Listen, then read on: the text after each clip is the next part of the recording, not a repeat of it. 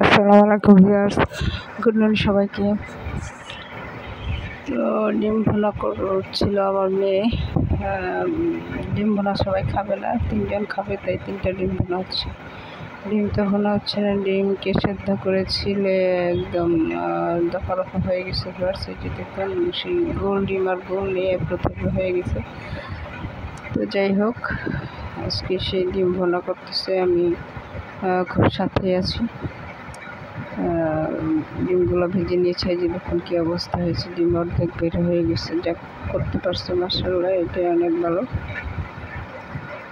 তো এইটার মধ্যে দেখুন ডিমটা ভেজে দেন আর উঠানো হয়নি। দেন হচ্ছে যে পেঁয়াজ রসুন আদা বাটা দিয়ে দিয়েছে, তারপরে হলুদ মরিচ ধনে জিরার গুঁড়ো দিয়ে এখানে নাড়াচাড়া করছে। আমরা তো ভেজে নামিয়ে নিই, সে আর নামাইনি। ভুনা হয়ে গেছে, এখন কয়েকটা আলু দিচ্ছে। মোটামুটিভাবে একটু কষানো হয়ে গেছে, এখন আলু দিয়ে ডিম ভুনা করছে। এটা আবার তার খুব ফেভারিট খাবার।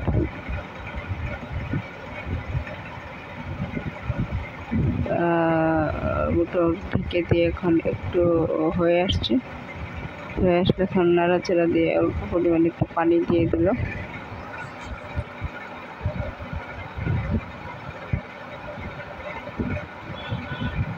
এই যে মোটামুটি হয়ে গেছে ডিম ভুনাটা,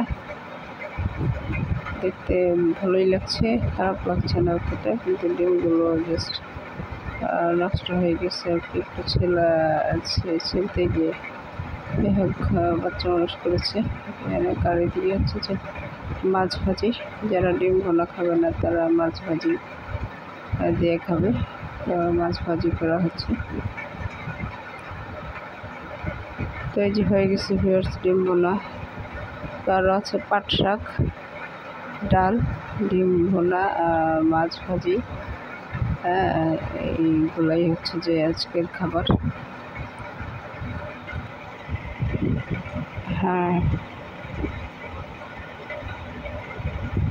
এদিকে আলু দিয়ে হচ্ছে পুঁই শাক একটু ভেজে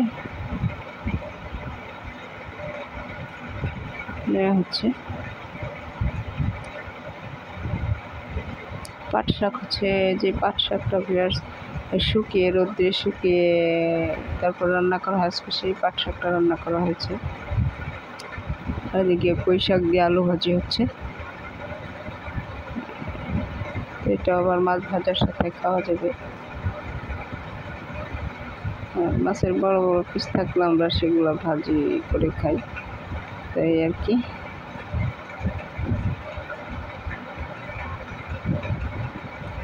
তো আজকে রান্নাটা আমি করিনি।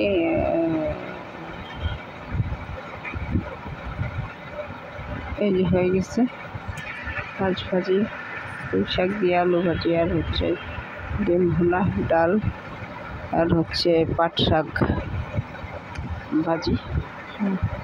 আল্লাহ হাফেজ।